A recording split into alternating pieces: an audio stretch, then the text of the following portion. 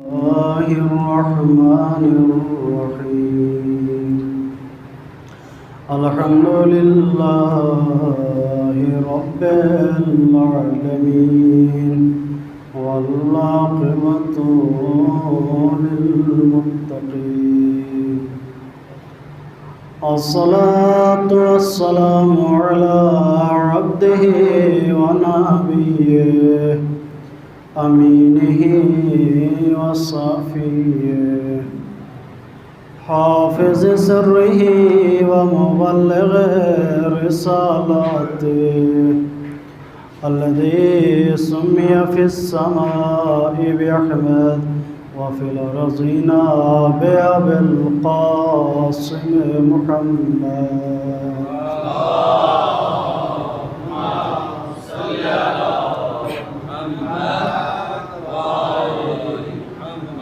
وعلى آله الطيبين الطاهرين المعصومين لا سيما بقية الله العظم في الأرضين ولعنة الدائمة على أعدائهم أعداء الله من يوم عداوتهم إلى يوم لقاء الله أما بعد فقال الإمام جواد عليه السلام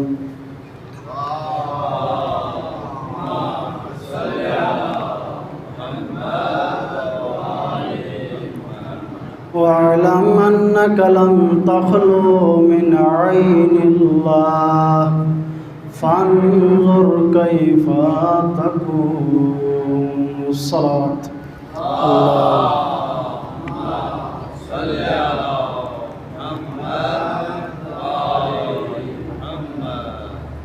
शब शहादत हज़रत इमाम मोहम्मद तक़ी जवाद अलैहिस्सलातु वस्सलाम है। आप तमाम मोमिनीन की खिदमत में और फ़र्ज़ंद इमाम मोहम्मद तक़ी इमाम हुज्जत अज्जलल्लाहु ताला फ़रजहु शरीफ की खिदमत में ताज़ियत व तस्लियत अर्ज़ करता हूँ। शब शहादत है हज़रत इमाम मोहम्मद तक़ी अलैहिस्सलातु वस्सलाम की। इमाम मोहम्मद तक़ी अलैहिस्सलातु वस्सलाम का मुख्तसर तारुफ़, जैसा कि मेरा तरीक़ा है, ये हर इमाम की शहादत व विलादत के मौके पर इमाम का नाम मोहम्मद है, कुनियत अबू जाफ़र है। इमाम की विलादत 195 हिजरी को मदीना में हुई और शहादत 220 हिजरी को काज़मीन बगदाद में हुई। और यूँ इमाम अलैहिस्सलातु वस्सलाम की उम्र मुबारक सिर्फ़ और सिर्फ 25 साल है। इमाम अलैहिस्सलातु वस्सलाम की वालिदा माजिदा जनाब खैज़रान ख़ातून हैं। इमाम अलैहिस्सलातु वस्सलाम के नाम मोहम्मद कुनियत अबू जाफ़र और आपके अलक़ाबात जवाद और तक़ी मशहूर अलक़ाबात में से है। और भी अलक़ाबात है लेकिन मशहूर तरीन अलक़ाबात में जवाद और तक़ी है। इराक़ में अरबों में जवाद ज़्यादा मशहूर है, लेकिन बरसग़ीर में हिंदुस्तान में तक़ी ज़्यादा मशहूर है। इमाम की इसी लक़ब से शुरू करते हैं। इमाम का नाम तक़ी है। हज़रत आदम अलैहिस्सलातु वस्सलाम से लेकर हज़रत मुहम्मद मुस्तफ़ा सल्लल्लाहु अलैहि वालैहि वसल्लम तक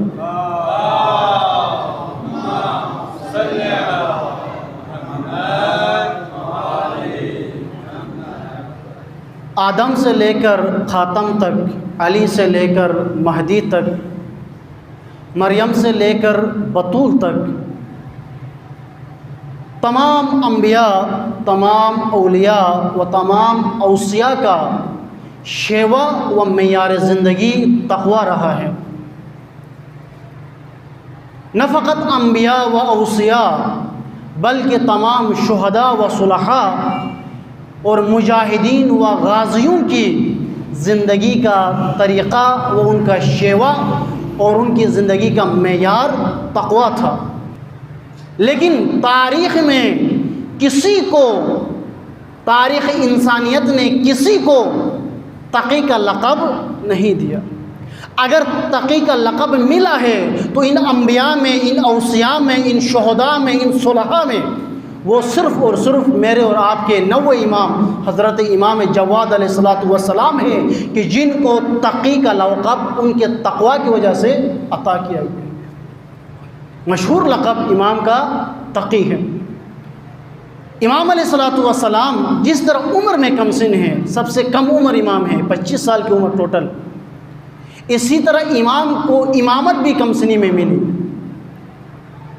7 साल की उम्र में इमाम को इमामत मिली। इमाम रज़ा अलैहिस्सलातु वस्सलाम दुनिया से चले गए, शहीद हुए इमाम जवाद अलैहिस्सलातु वस्सलाम के 7 साल की उम्र में। एक शख्स ने इमाम अलैहिस्सलातु वस्सलाम से पूछा कि इस कमसिनी में, इस बचपना में, इस कम उम्री में आपको इतनी बड़ी ज़िम्मेदारी और इतना बड़ा मनसब मिला है, क्या कैसे आप इस ज़िम्मेदारी को पूरा करेंगे, कैसे इस ज़िम्मेदारी का बोझ उठाएंगे? पूछा कैफ़ तहमिलु विज़रल इमामति फ़ी सिग़्रि सिन्नी।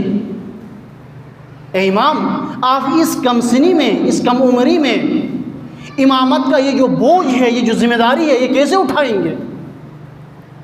इमाम ने फरमाया कैफ़ हमला विज़रन नबुव्वत ईसा। मुझे ये बताओ कि ईसा ने 3 दिन, तवज्जो करें, अभी 3 दिन हुए थे जनाब हज़रत ईसा की विलादत की। जनाब ईसा ने 3 दिन की उम्र में, कमसनी में, शिरख्वारगी में किस तरह नबूवत का बोझ उठाया था। अगर ईसा 3 दिन के होते हुए नबूवत का बोझ उठा सकता है तो इमाम तक़ी 7 साल की उम्र में इमामत का बोझ कैसे नहीं उठा सकता? इमाम ने खुद जवाब दिया कि ईसा जब 3 दिन के थे वो नबूवत का बोझ उठा सकता है, तो मैं तो 7 साल का हूँ। उसने यूँ सवाल किया था कि आप अभी नाबालिग हैं, आप कमसिन हैं, छोटे हैं, कम उम्र है। ये कम उम्री, कमसिनी, ये नाबालिगी, ये इसका बहस, बुलूग व अदम बुलूग, बालिग व नाबालिग का बहस आम तौर पर गैर मासूम के लिए होता है। याद रखिए, बालिग व नाबालिग का बहस गैर मासूम के लिए होता है। हमारे यहाँ होता है कि बच्चा बालिग हो जाए तो नमाज़ पढ़ेगा, इबादत करेगा, रोज़ा रखेगा, वाजिबात पर अमल करेगा, मुहर्रमात से अपने आप को रोकेगा, लिहाजा एहतिमाम करते हैं बच्चा बालिग हुआ है या नहीं, ताकि इबादत करे।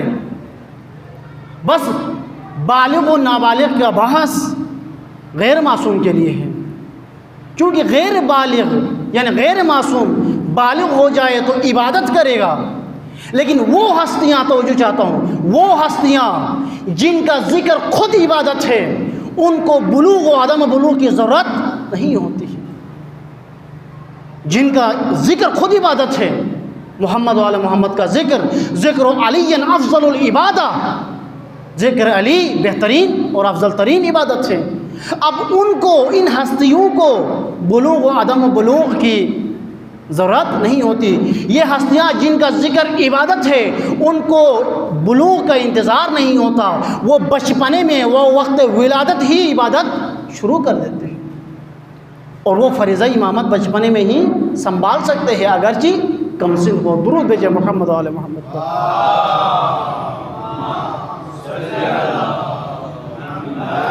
बार दीगर सलावत।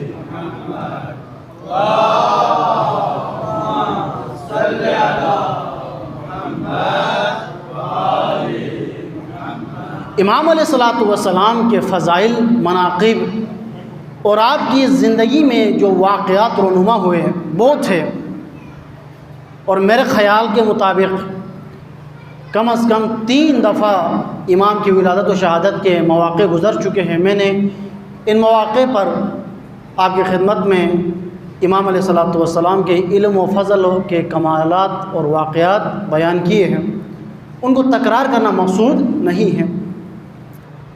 इमाम अलैहिस्सलातु वस्सलाम से मनक़ूल एक रिवायत है जो सनामाए कलाम करार दिया।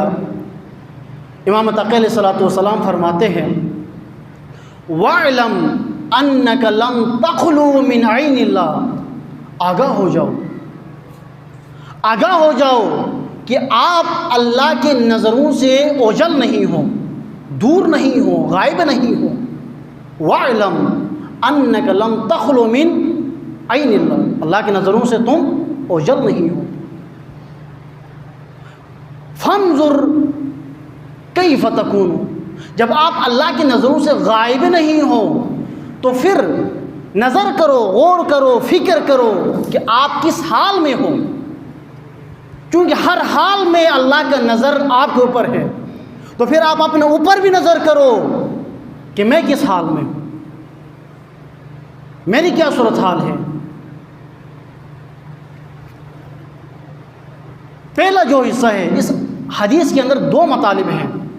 पहला मतलब कि आप अल्लाह की नज़रों से ओझल नहीं हो, जहाँ पर भी हो अल्लाह के नज़रों में हो। अल्लाह की नज़रों से ओझल हो नहीं सकते, अल्लाह की नज़रों से आप गायब हो नहीं सकते, अल्लाह की हुकूमत और सल्तनत से आप बाहर जा नहीं सकते। इमाम फरमाते हैं कि आप अल्लाह की नज़रों से ओझल नहीं हो सकते। वअलम लम तख़लू मिन ऐनिल्लाह, आप अल्लाह की नज़रों से ओझल हो नहीं सकते। दुआए कुमैल में आप तिलावत करते हो हर शब जुमा, मौला कायनात फरमाते हैं कि ए परवरदिगार, वला युमकिनुल फ़िरार मिन हुकूमतिक, वला युमकिनुल फ़िरार मिन हुकूमतिक, ए परवरदिगार आपकी हुकूमत और सल्तनत से फ़िरार मुमकिन नहीं। कोई कितना भी गुनाहगार हो, कोई जितना भी मासियतकार हो, नाफरमान हो, अपना आप को बचाने के लिए आपकी हुकूमत और सल्तनत से भाग नहीं सकता। जहाँ भी जाएगा, पहाड़ों पर जाए, जंगलों में जाए, समंदरों में जाए, गारों में जाए, हर मकाम पर हर जगह आपकी हुकूमत है, आपकी सल्तनत से फ़िरार मुमकिन नहीं। और कुरान में खुद अल्लाह ताला इरशाद फरमाता है कि ऐनमा तकूनु युदरिकुमुल मौत, तुम जहाँ पर भी जाओ मौत तुझे ढूंढ लेगी, मौत तुझे पकड़ लेगी, तुम मौत से भाग नहीं सकता। ऐना मा तकूनु युदरिकुमुल मौत वलौ कुंतुम फी बुरूजिम मुशय्यदा, अगरचे तुम मजबूत कलों के अंदर छुप जाओ फिर भी मौत तुझे ढूंढ लेगी। इमाम फरमाते हैं कि तू अल्लाह की नज़रों से ओझल नहीं हो सकता। मौला कायनात फरमाते हैं कि अल्लाह की हुकूमत और सल्तनत से फ़िरार मुमकिन नहीं। ख़ुद कुरान में अल्लाह ताला फरमा रहा है कि आप मौत से भाग नहीं सकते, अगरचे मजबूत कलों के अंदर छुप ही जाओ, मौत तुझे ढूंढ लेगी। बस फ़िरार मुमकिन नहीं है, ओझल होना मुमकिन नहीं है। ये इंसान किस कदर कमज़ोर है, किस कदर नातवा है, और किस कदर गाफिल है, और किस कदर नादान है कि वो उस खुदा की, वो उस खालिक की मासियत करता है और वो उस अपने खालिक की नाफरमानी करता है, गुनाह करता है, कि जिनके नज़रों से ओझल होना उसके लिए मुमकिन नहीं, जिनकी सल्तनत से फ़रार उसके लिए मुमकिन नहीं, जिनकी मुकर्रर करदा मौत से भागना मुमकिन नहीं, फिर भी मासियत करता है, फिर भी गुनाह करता है। क्यों? गफलत की वजह से। गाफिल है, जानता भी है कि मैं फ़रार नहीं कर सकता, जानता भी है कि फ़रार मुमकिन नहीं है, फिर भी गुनाह करता है गफलत की वजह से। यह गफलत बीमारी है जिसकी वजह से इंसान गुमराह हो जाता है, जिसकी वजह से इंसान रब करीम की मासियत शुरू कर देता है। नजुल बलागा में मौला कायनात फरमाते हैं, अहलुद दुनिया का रगबिन युसारु बिहिम वहुम नियाम, ये जो अहलुद दुनिया है, ये दुनिया वाले, वो उस सवार के मानिंद है जो सफ़र भी कर रहे हैं दरहाल कि वो सोए हुए हैं। नींद की हालत में वो सफ़र में मशगूल है, गफलत की नींद में। तवज्जो करें, हम तो रात को सोते हैं, दिन को जागते हैं, हम हमेशा नहीं सोते। फिर भी मौलाई कायनात फरमा रहे हैं कि ये दुनिया के लोग, दुनिया में रहने वाले तमाम लोग गफलत की नींद सो रहे हैं, सफ़र में मशगूल हैं। न जाने तो जो ये दुनिया एक गाड़ी है, जिस तरह रेलगाड़ी के अंदर या गाड़ी बस के अंदर आप सफ़र करते हो, सारे सो जाते हैं सवारी और वो गाड़ी चलती रहती है मंजिल की तरफ। अगर किसी ने गलत रास्ते पर उस गाड़ी को लगा दी तो भी पता नहीं चलता, क्योंकि चल रहे, सो रहे हैं। ये दुनिया एक सवारी की मानिंद है, गाड़ी की मानिंद है, और इसके अंदर रहने वाले सो रहे हैं, गफलत की नींद सोए हुए हैं। मौला फरमाते कि जा रहे हैं, इस गाड़ी की मंजिल का पता नहीं है कि ये कहाँ पहुँचाएगी गाफिल सोए हुए लोगों को। ये गफलत है। बहुत कम लोग हैं जो इस दुनिया के अंदर होशियार है, बेदार है। इमाम फरमाते हैं गफलत की नींद न सोना, बल्कि फंजुर कैफा तकूनु। इमाम फरमाते कि नज़र करो अपने आप पर कि आप किस हाल में हो। कहीं सोकर दूसरों के साथ सोए हुए सफ़र तो नहीं कर रहे, नामालूम मंजिल की तरफ, आया बेदार हो या सो रहे हो। इमाम फरमाते कि फंजुर कैफा तकून, बेदार होकर नज़र करो अपने ऊपर, अपने हाल पर नज़र करो, अपनी माजी पर नज़र करो और अपने मुस्तकबिल पर नज़र करो। सोचो, तदब्बुर करो, गौर करो, फिक्र करो, बेदार हो जाओ। दुरूद भेजे मुहम्मद वाले मुहम्मद पर।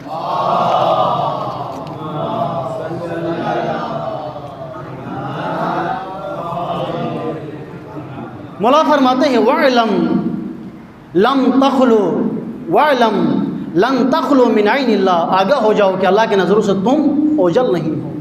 फंजुर कैफ तकूनु, नज़र करो कि आप किस हाल में हो, अपने बारे में गौर करो, फिक्र करो कि मैं कहाँ पर हूँ, किस हाल में हूँ।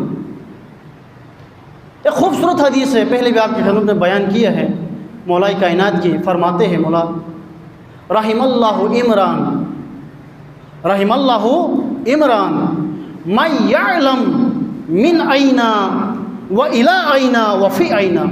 बहुत खूबसूरत है। इमाम फरमाते हैं अल्लाह की रहमत हो उस शख्स पर जो ये जानता है कि वो कहाँ से आया है, जो ये जानता है कि उसने कहाँ जाना है, और जो ये जानता है कि वो इस वक्त कहाँ पर है। जिसको इन 3 सवालों का जवाब मालूम है, खुदा इनके ऊपर रहमत नाज़िल करे। कहाँ से आया है, कहाँ से आया हो, इन्ना लिल्लाहि व इन्ना इलैहि राजिऊन। अल्लाह की तरफ से आया हूँ, जाना कहाँ है, अल्लाह के जानिब, अल्लाह के पास। अल्लाह की तरफ से आया हूँ, अल्लाह की तरफ से जाना है, तो फिर ये दरमियान में क्या कर रहा हूँ? आया अल्लाह के यहाँ जाने के लिए तैयारी कर रहा हूँ? किन कामों में मसरूफ़ हूँ? कहीं गफलत की नींद सो तो नहीं रहा? यह भी मालूम हो कि हाल क्या है, माजी क्या है, मुस्तकबिल क्या है और हाल क्या है। जिस तरह एक फ़र्द को, एक शख्स को अपनी माजी का पता होना चाहिए कि जब से होश संभाला है, शऊर उसने पकड़ा है, उस वक्त से अब तक क्या किया है, और आइंदा मुस्तकबिल में उसने क्या करना है, कहाँ जाना है। और इसी तरह अभी हाल मेरा कैसा है, मैं कर क्या रहा हूँ। इसी तरह एक कौम को भी अपनी माजी का पता होना चाहिए और अपना हाल का भी पता होना चाहिए और अपनी मुस्तकबिल का भी पता होना चाहिए। जिस कौम को माजी का पता न हो, हाल पर तवज्जो न हो और मुस्तकबिल के बारे में प्लानिंग न हो, वो कौम नाबूद हो जाती है, बर्बाद हो जाती है। हमारी मुश्किल ये है कि हम अपने हाल और मुस्तकबिल से ज़्यादा माजी पर सारा जोर लगा लेते हैं। वैसे माजी तारीख़ पढ़ना चाहिए, मुताला करना चाहिए, लेकिन इस तरह से मुताला करना है माजी को कि उस माजी के आईने के अंदर अपना हाल और मुस्तकबिल देखना है। माजी को इबरत बनानी है, माजी के कैरेक्टर्स को, शख्सियात को देख कर उनसे इबरत लेनी है।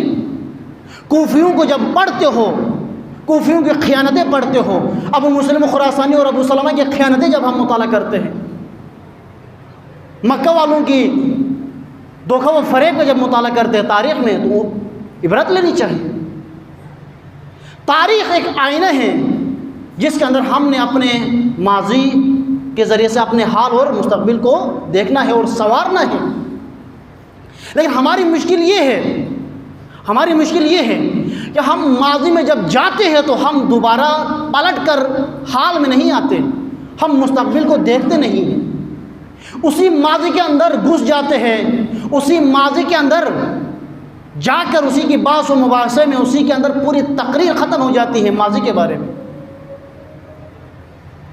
माजी में किसने क्या किया, किसने किसको कत्ल किया, किसने किसको धोखा दिया, किसने क्या कारनामा अंजाम दिया, ये सारे माजी के वाक़यात हम पढ़ कर वहीं पर रह जाते हैं, वहाँ से वापस नहीं आते। बोलने वाला वही माजी की कहानियाँ सुना कर तकरीर ख़त्म कर देता है, पढ़ने वाला मजलिस पढ़ने वाला उसकी मजलिस सारी माजी में ही ख़त्म हो जाती है, सारे अशरे ख़त्म हो जाते हैं माजी में। तौफीक नहीं होती कि उस माजी से निकल कर हाल में आ जाए और हाल के अंदर बैठ कर प्लानिंग करके मुस्तक़बिल संवारे।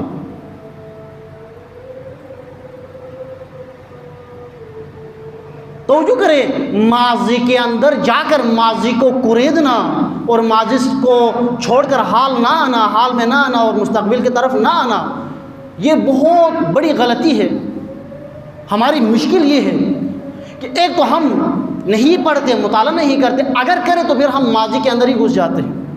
कुरान ने इस तरफ इशारा किया है, तिल्क उम्मतुन कद खलत, ये वो उम्मत है जो गुजर चुकी है, लहा मा कसबत, जो कुछ उन्होंने अंजाम दिया वो भुगतेंगे, अच्छा किया तो भी, बुरा किया है तो भी, वलकुम मा कसबतुम, लेकिन आप वही भुगतेंगे जो आप करोगे। आपका हिसाब आपके अमाल के मुताबिक होगा, उनका हिसाब उनके अमाल के मुताबिक होगा। वला तुसअलूना अम्मा कानू यअमलून, आपसे उनके बारे में नहीं पूछा जाएगा, उन्होंने जो काम किया उसके बारे में आपसे नहीं पूछा जाएगा। कूफियों ने जो काम किया उसके बारे में आपसे सवाल नहीं होगा, आपसे अपने ज़माने के मुतालिक सवाल होगा, आपसे अपने मुस्तक़बिल के बारे में सवाल होगा, माजी के बारे में नहीं होगा। तो फिर क्यों माजी के अंदर घुसकर निकलते नहीं हो? आज सोशल मीडिया का दौर है, घंटों बैठे हुए हैं मुफ्तियान और स्कॉलर्स माजी के मसाइल को डिस्कस करने में, किसने क्या किया, किसने किसको मारा, किसने किस पर जुल्म किया। ज़रूरी है, मैंने बताया कि तारीख़ पढ़ना ज़रूरी है, आशनाई ज़रूरी है, मगर माजी से निकलना भी ज़रूरी है। निकलते नहीं हैं, घंटे घंटे कि उनके वीडियोज़ होते हैं, अपलोड करते हैं और लाइव चलते हैं, वहाँ माजी से वापस नहीं आते। हाल में हमारी सूरत हाल क्या है और मुस्तक़बिल हमारी क्या बनने वाली है। मुसलमानों की माजी दरख्शान है, लेकिन हाल और मुस्तक़बिल ख़राब है।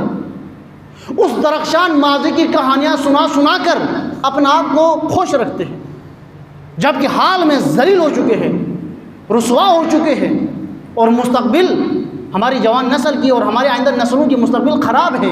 नहीं जानते कि ये नस्ल और ये जो नस्ल की जो गाड़ी है जिसमें हम सवार हैं, ये कहाँ पहुँचा देगी, किस तबाही की तरफ हम जा रहे हैं। मजहबी लिहाज से, अखलाक़ी लिहाज से, समाजी लिहाज से, सियासी लिहाज से, हर लिहाज से मुस्तक़बिल का पता नहीं है, लेकिन हम लगे हुए हैं माजी में। इमाम क्या फरमाते हैं? इमाम फरमाते हैं फंजुर कैफ़ तकून, माजी को छोड़ हाल देखो कि हाल आपका क्या है। पढ़ना है तो माजी को पढ़ो इबरत के लिए, लेकिन अपना हाल देखो। एक शख्स के लिए भी ये ख़ताब है, ये उम्मत और कौम के लिए भी ख़ताब है कि आप एक शख्स होने के नाते आप इस वक्त क्या, आपकी क्या सूरत हाल है, क्या सिचुएशन है। जिस तरह मौला ने फरमाया रहमल्लाहु इमरान मिन आइना व इला आइना व फी आइना, अल्लाह की रहमत हो शख्स पर जो ये जानता हो कि कहाँ से आया है, कहाँ जाना है और अब कहाँ पर है, किस पोजीशन में आया, वहाँ जो जहाँ जाना है उसके लिए मुकम्मल आमादगी है, तैयारी है। कहीं ऐसा ना हो कि इस गफलत से आपको मौत का फरिश्ता जगा दे। याद रखे, बहुत से लोगों को इस गफलत से मौत का फरिश्ता ही जगा लेता है, क्योंकि गाफिल थे। इमाम फरमाते हैं कि मौत से पहले ही बेदार हो जाओ। फंजुर कैफ़ तकून, नज़र करो, गौर करो, फिक्र करो, आप किस हाल में हो, अपने बारे में सोचो, अपनी नस्लों के बारे में सोचो, अपने औलाद के बारे में सोचो और अपनी मुस्तक़बिल के बारे में सोचो, क्योंकि अल्लाह की नज़रों से आप गायब नहीं हो। वअलम लम तखलु मिन ऐनिल्लाह, आगाह हो जाओ आप अल्लाह की नज़रों से ओझल नहीं हो, गायब नहीं हो। फंजुर कैफ तकून, बस नज़र करो कि किस हाल में हो। दुरूद भेजे मोहम्मद वाले मोहम्मद।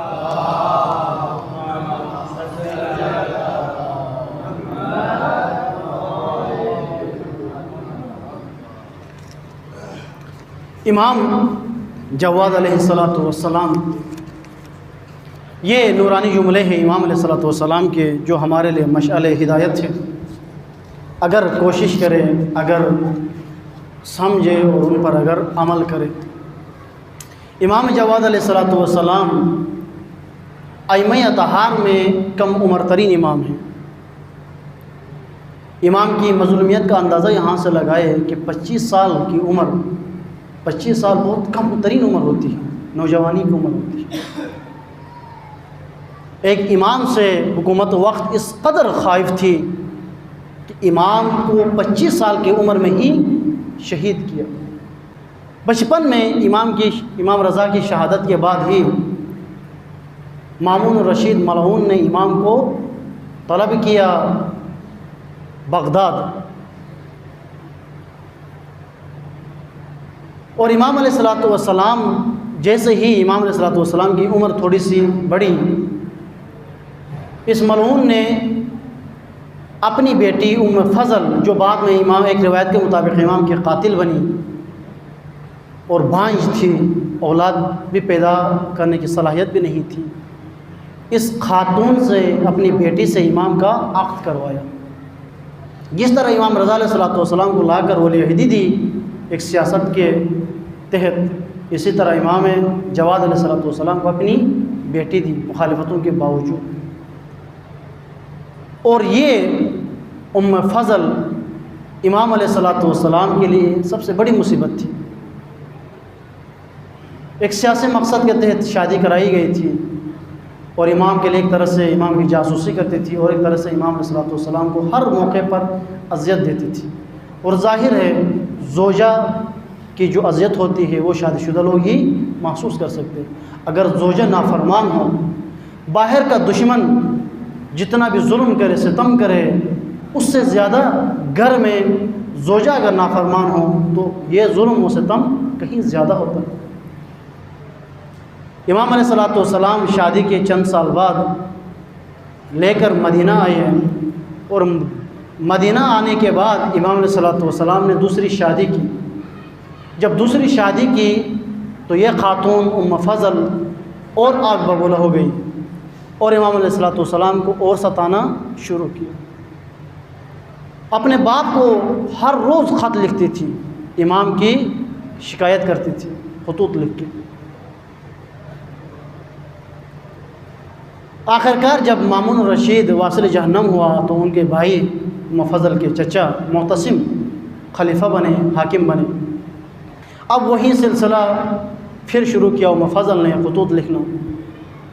मुअतसिम को इतने खतूत लिखे कि मुअतसिम ने आखिरकार इमाम अलैहिस्सलातु वस्सलाम को मदीना से बगदाद बुलाया, काज़िमैन जहाँ पर इमाम अलैहिस्सलातु वस्सलाम मदफून हैं। इमाम अलैहिस्सलातु वस्सलाम को बुलाकर इमाम अलैहिस्सलातु वस्सलाम को शहीद करने का इरादा बनाया। दो किस्म की रिवायात हैं। एक रिवायत के मुताबिक इमाम को इसी नाफरमान ज़ौजा उम्म फ़ज़ल ने जहर दिया और दूसरे रिवायत के मुताबिक मुअतसिम के वज़ीर ने इमाम अलैहिस्सलातु वस्सलाम को इसके ज़रिए से मुअतसिम ने जहर दिलवाया। तारीख़ में है कि इमाम अलैहिस्सलातु वस्सलाम, इस वज़ीर ने इमाम अलैहिस्सलातु वस्सलाम को दावत दी, खाने पे बुलाया। इमाम अलैहिस्सलातु वस्सलाम जब खाने पे तशरीफ़ ले गए, खाना तनावुल फरमाया। खाना तनावुल करने के बाद इमाम अलैहिस्सलातु वस्सलाम उठकर वापस आने के लिए आमादा हुए। वज़ीर ने तकाज़ा किया कि आप थोड़ा सा और खाइए। इमाम ने फरमाया जो आपका मकसद है, जो आपका इरादा है, उसके लिए यही काफ़ी है जो मैंने खाया है, जो तनावुल किया है। इमाम अलैहिस्सलातु वस्सलाम वापस घर तशरीफ़ लाते हैं। आते ही जहर, और वो भी जहर हलाइल, इमाम अलैहिस्सलातु वस्सलाम को दिया गया था।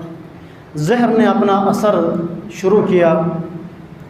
इमाम अलैहिस्सलातु वस्सलाम का बदन मुबारक कांपने लगा, लरज़ने लगा और रंग मुतग़य्यर होने लगी।